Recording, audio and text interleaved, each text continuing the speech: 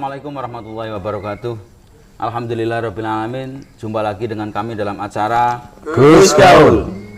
Kali ini kita kembali bersama dengan Gus Zainul Abidin. Beliau adalah pengasuh asrama Genki Pondok Pesantren Al Mujadadiyah Kota Madiun. Apa kabar, Gus? Alhamdulillah sehat.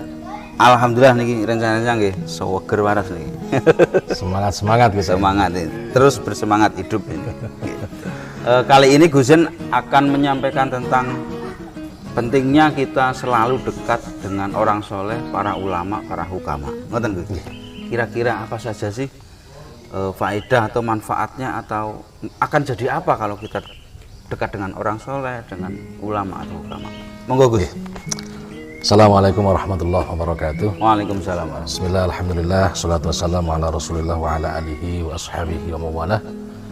Wala hawla wala quwata illa billah, amma ba'dah. Baiklah, bahwa kita sekarang ini sedang berada di era yang kata orang adalah zaman orientasi orang itu selalu dengan materialistis. Jadi uang, dan uang.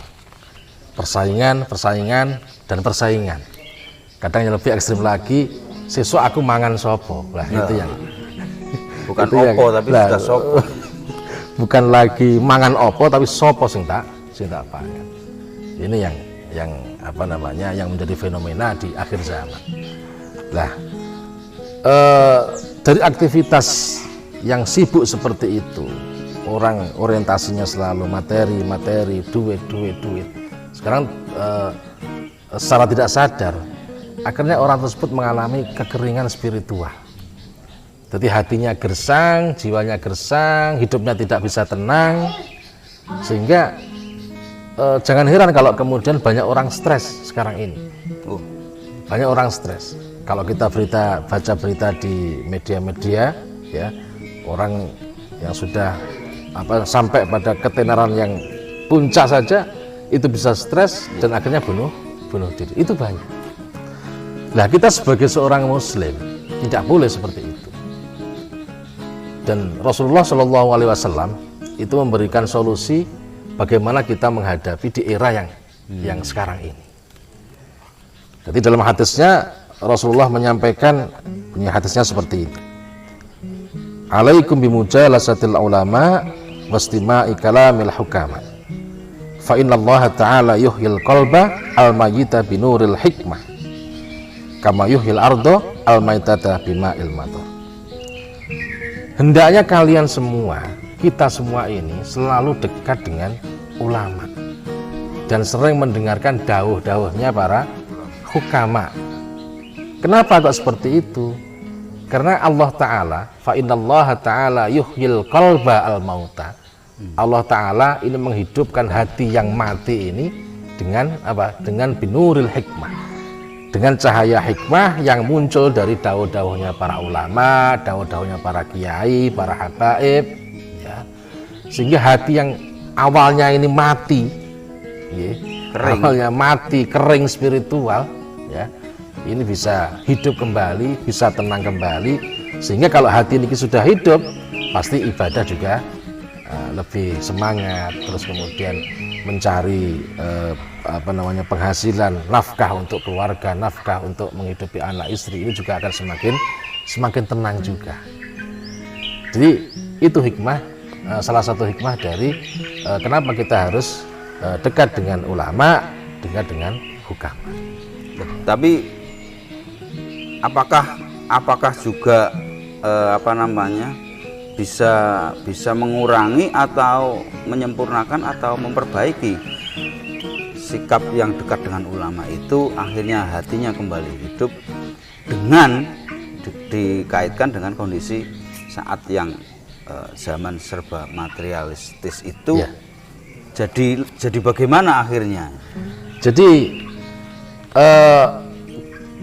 karena kita niki sedang berada di zaman era yang materialistis, semuanya diukur dengan uang. Mungkin itu juga akan menimbulkan akhlak yang orang itu menjadi arogan, bisa jadi menjadi kasar, tidak peduli dengan orang lain, sopo siro sopo ingsun.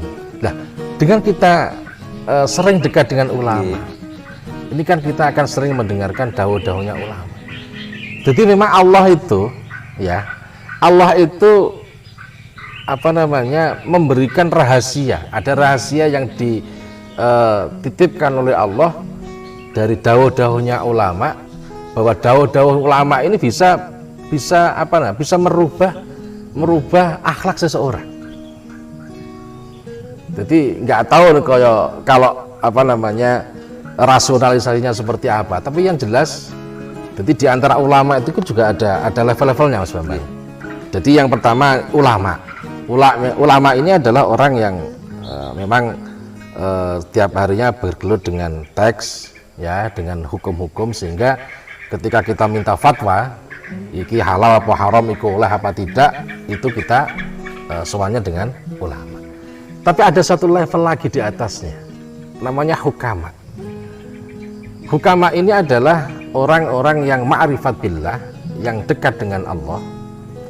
Nah, Allah memberikan kelebihan kepada orang-orang yang semacam ini, hukama seperti ini, ketika dia nyuwun sewu pengen dandani akhlak seseorang, itu tidak dengan kata-katanya, bukan hanya dengan didelok tok, dengan dilihat tok saja, ini bisa merubah seseorang. Makanya jangan heran kalau kita, nyuwun sewu, mungkin diantara kita ini juga sering sowan ke orang-orang alim, orang-orang soleh, itu pasti ada aura yang berbeda, sehingga itu membuat kita, paling tidak kita sowan tok, dek, terus ada ketenangan. Ada bedanya ada pasti, bedanya. Beda dengan nyuwun sewu ketika kita sowan dengan yang bukan ulama lah. Jadi dawuh-dawuhnya ini memang dawuh-dawuhnya orang yang dekat dengan Allah.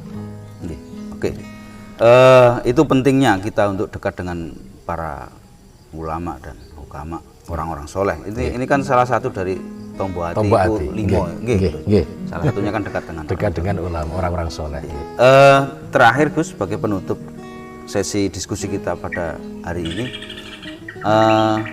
apa sih yang menjadi kurang atau menjadi sesuatu yang gampang dilihat lah kalau kita kurang dekat dengan para ulama? Yang jelas adalah akhlak, tingkah laku haliah seseorang itu pasti beda. Orang yang saya sak nakal-nakale uang, sak preman-premane uang, ketika dia itu masih mungkin sering ketemu dengan ulama, masih sering sowan dengan ulama, dengan kiai, pasti masih ada sisi mawas dirinya, mungkin toleransinya, dia lebih terpesona, pasti ada. Beda dengan orang sing blas ra tau awor dengan kiai, ulama, pasti dia akan sangat arogan. Jadi nggak enak tepos lirone blas lah itu. Terus juga saya teruskan, ada sebuah hadis lagi, ini sebagai peringatan kepada kita. Ini prediksinya Rasulullah di dalam sebuah hadisnya.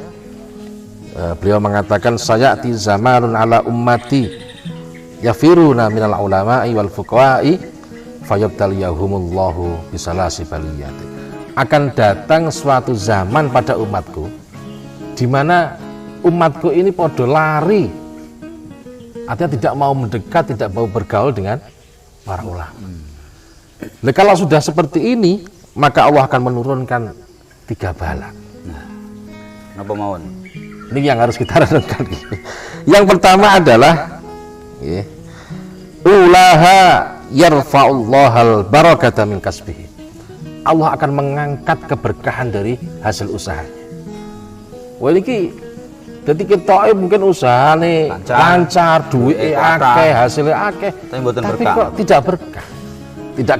Tidak berkahnya mungkin moro-moro hilang, dalam waktu sekejap sudah hilang, terus tidak orang nyentel apa-apa, mungkin itu kalau orang Jawa mengatakan seperti gampang. Entek gampang. Dalam waktu semalam iso entek ratusan juta. Bisa jadi seperti itu. Itu yang pertama.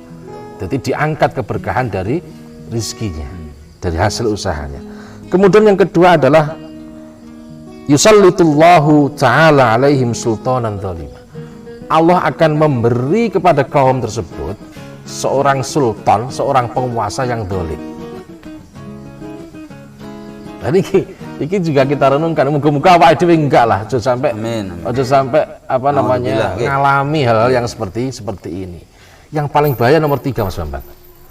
Nomor 3 ini adalah yakhrujuna minad dunya bighairi iman. Naudzubillah min. Jadi mereka keluar dari dunia, artinya mati dengan tanpa membawa iman. Artinya su'ul khotimah. Naudzubillah min. Maka nih monggo lah. Kita ini ora kitang piye mbuh. Jadi kita bener-bener dedek sowan nyuwun barokah doa, nyuwun dawuh, nyuwun nggih didongakne lah. Sepenting kita sering dekat dengan ulama. Tapi ulama sing tenan Mas Bambang. Nggih, sakniki niku kathah. Dadi rada angel dibedane antara ulama karo provokator. Napa bedaken beda? Lah nggih, dadi ngaten mawon. Dadi cara awake dhewe niki tips nggih, tambahan tips.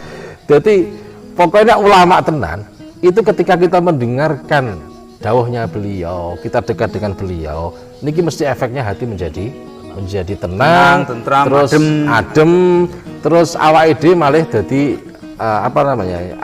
Ada semakin kita niki nyedek nang Gusti Allah niku lebih ringan. Tapi nek bukan ulama ya provokator niku wow, semakin kita dekat dengan mereka, kita semakin jauh dari Allah. Semakin rasa kebencian kita niki semakin memuncak kepada orang lain. Atau tertentu lah, atau tertentu gitu, atau kelompok tertentu. Niki yang harus kita waspadai. Niku dibahas sesi yang lain lagi. Betul. Ini kan tadi baru bocoran tips gitu ya. Nanti suatu hari akan kita dalami itu bagaimana yang disarankan dekat dengan kiai atau ulama yang seperti apa kan. Matur nuwun Gus Zain.